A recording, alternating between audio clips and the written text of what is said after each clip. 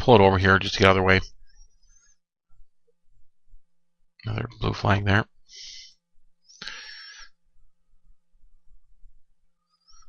And overdriving that corner, someone took out that corner marker there. Yeah, just not, I don't even feel comfortable even in this line right here. Way past my mark here. So we'll wrap up this part 2, and we'll go to part 3 here.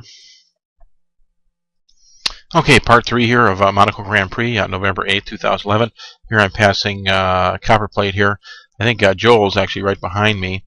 This, I think, is one of the 4 or 5 sorries I heard over mumble with regards to Joel driving through people instead of perhaps waiting for the maneuver. So you'll have to clean that up a little bit, Joel. No excuses for the fast guy to be hitting people, if you know what I mean. But here we come through the chicane right here, and I think he tags me right here. Watch the yellow dot. Boom, get turned around. And, of course, you don't even know it's him, but I do. And, of course, I'm just trying to check the dots here to make sure no one's behind me. Not that that totally affected my race. I pretty much had 9th locked up. Copper plate, I think, was behind. Didn't help my cause, though, every time I had to pull over or stop trying to chase 8th. But I think when you look at the times, I think I was many laps behind at the end of it. So, and there's Copper Plate doing a great job of pulling over in the marbles.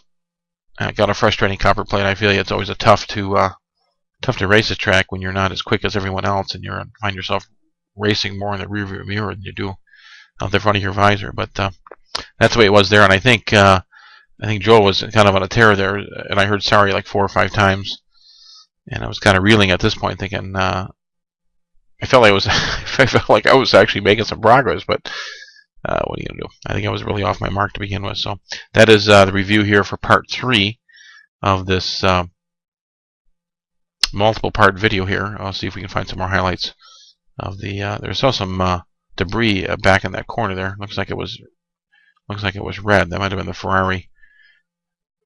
I'm not sure. We should probably keep track of how many wing changes the back markers had. I think I had to change my wings, was it once, twice, 3, almost 4 times, 5 times maybe. Yeah, I was in the pits a lot. Maybe we should do a review just how many times I was in the pits. But this is part 3 here. We'll continue on and look for the next segment. Okay, part 4 here, Monaco Grand Prix, November 8th, Tuesday, 2011. Here Joel's coming up behind me. He patiently waits for me to get out of the way. Passes cleanly. Nice going, Joe, there. Just to show you that he can do it. And just trying to stick with this line here, and it's just pulling away every inch there. And I'm just realizing that whatever I'm doing, I'm just not quick enough. And I don't think it's necessarily the setup as it is my throttling, or maybe that traction control. Just not the fast way around, which I think we all acknowledge that traction control and driver's aid slows you down. So you got to be a little more fluid there. So that's an interesting observation there. Boom, a little wide there. Almost turned the car again right there. Overdriving the car, overdriving my ability, frankly. Overshoot that. Boy, I had a big problem all day there with that turn. Last chicane in the swimming pool right there. Look how far he is already. Just ridiculous. But good. I think the conclusion of this race, I think Joe won it, if I recall. We'll look at the results here in a bit. Again, lap 19 out of 39, 20 laps to go. And I think that is all there is to report on this version.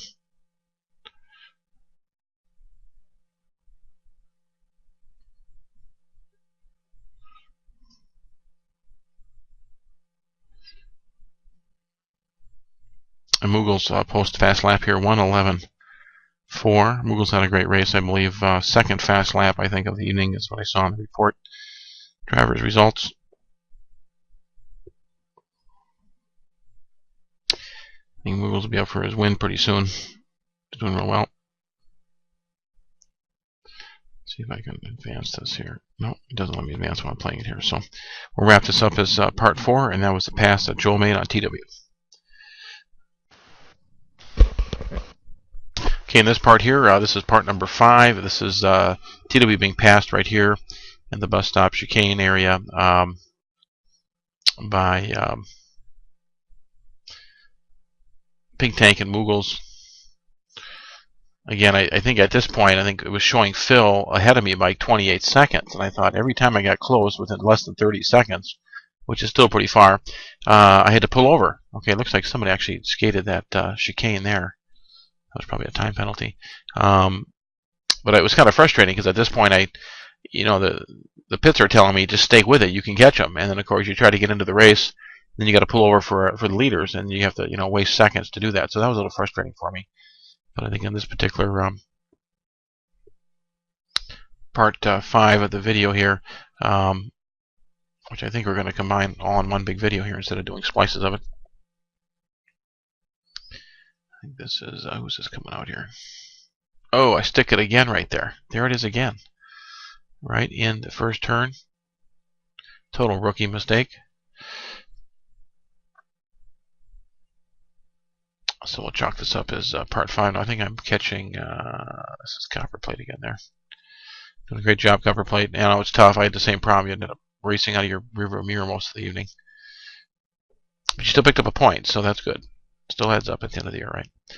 Okay, so that's this part number 5. Part 5 here, I believe this is. So we'll stop it here. Okay, part 6 here, Monaco Grand Prix, November 8th, Tuesday, Precision Racing League. Here I'm coming into the swimming pool, coming around to the pit area. It looks like I'm getting the blue flag here. Allow the faster car to pass. I think that's Moogles right behind me.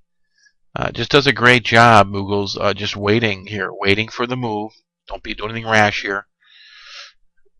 I think they're getting better already. I go a little wide here, let them swing by. I think that was Moogles, yeah. And then that was a good part of the video right here in part 6.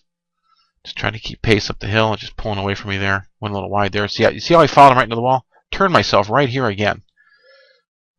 Okay, car's coming. Try to get out of the way. Not sure who that was. There was another confusing move up here, and I think this is when Marco actually lapped me, I believe. Yeah, I thought I saw him come around at least once. Although he had a rough race. Marco, you had a rough race last week, but this week it looks like you had a little better result here, so good for you. So you had a little computer problems at the beginning of the race. Okay, so that's part 6 here on that highlight. Okay, part 7 here. This is probably one of the more exciting spots of the race here. I see Phil, I believe, ahead of me here. And I think he has little problems there. I'm not sure if he thinks I'm a back marker or what. Remember, if you don't see that blue flag, don't pull over. And I thought I can get him right here. And boom, fall right into the wall there.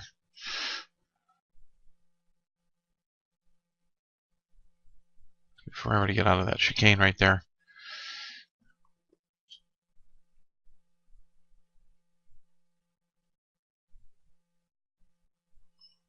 Yeah, it's just exciting even when you're a back marker and you get somebody you can actually try to race with. And I know Phil and I are pretty close on times for qualifying.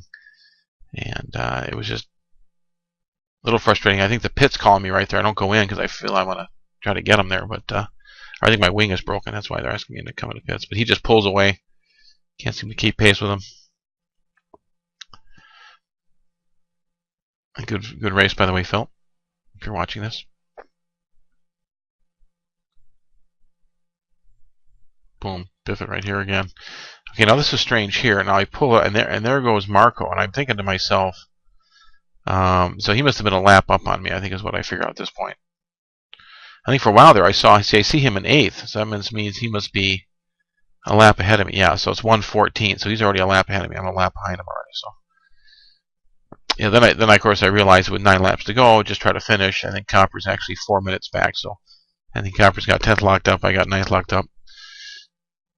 Just trying to bring it home, trying to at least do outdo my fast lap. I think at this point I'm only up about a 15.5, which is pretty pitiful compared to those other guys who are lapping almost 5 seconds per lap faster.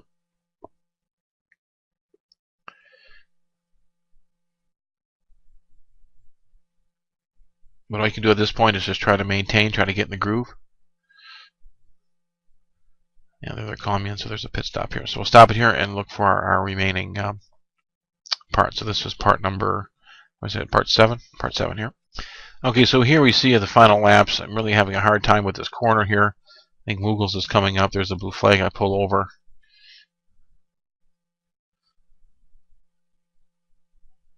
Mughals always courteous. Just trying to get through the. I think I have 5 laps to go. I think I'm 5 laps now, so I think my race ends. I think when I cross the next line here.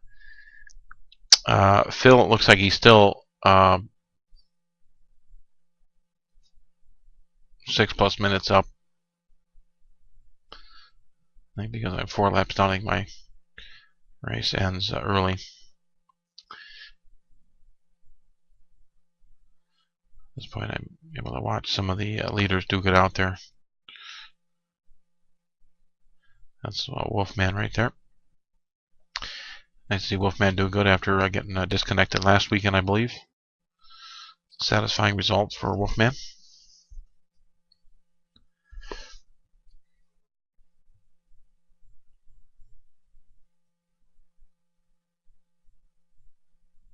Oh, I just spin myself out there. Another rookie mistake. Here's some leaders. I get out of the way.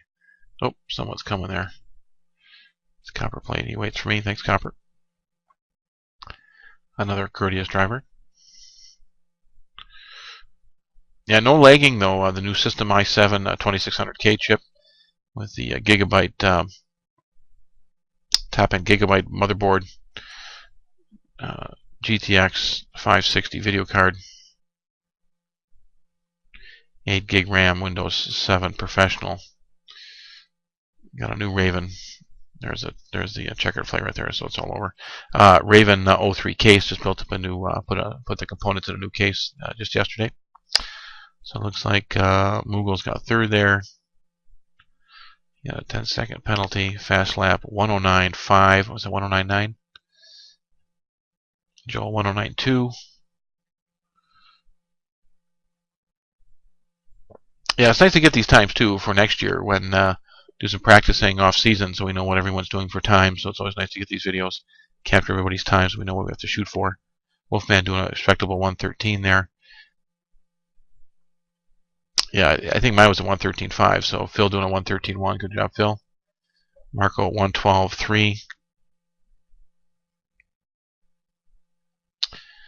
Loose Wheel not doing a 113. Yeah, it's just interesting between the top guys, middle guys, end guys. There's some competitive times for everybody with the 16 drivers here. There's always somebody to race with typically. You can keep it off the fence in my case. Yeah, 1 lap down. So it looks like the top 4 on the lead lap. Phil was 3 laps down. DNF, I'm not sure why I gave me a DNF, but 13.5, 13.1, 12.3 there. So that was it. So that was the conclusion of the Monaco race, Precision Racing League here November 8th, Tuesday. And I think next race is Canada. So congratulations to Joel again, and fast lap for Joel. And until next time, everybody, take care. Bye.